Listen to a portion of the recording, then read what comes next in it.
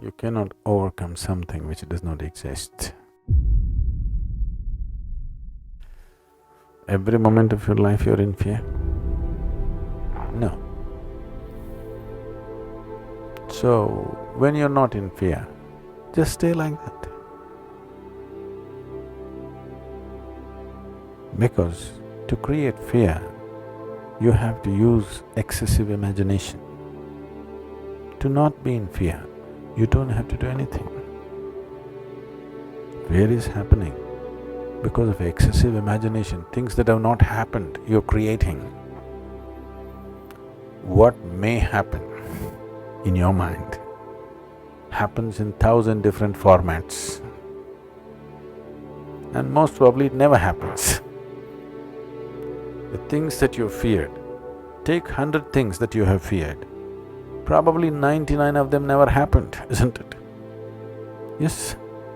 So your fear is always about that which does not exist.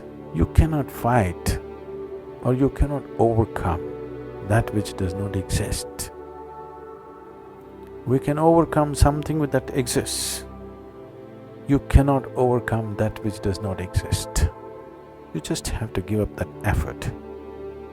Enjoy the fear. After all, it's your making. You like horror movies. Yes, you're saying no, but you're producing them. It's just they're not making money, that's all. Fear means you're producing horror movies in your mind. Nobody else is willing to watch. That's bad for the producer. But you're producing them. So, you produce something else. Produce a comedy, a love story, suspense, thriller. Try and see, today, just sit down, produce a love story, a suspense thriller, a comedy, 5 minutes movies you make in your mind, really. Start using your mind differently. It's just gotten into your pattern. Just gotten into your pattern of just creating horror movies all the time. You have watched enough horror movies, they're boring. Create something else. Even it's not that if you produce these movies, those things will happen in your life. Still they may not happen, at least you enjoy the movie. In reality, it may not happen, so what?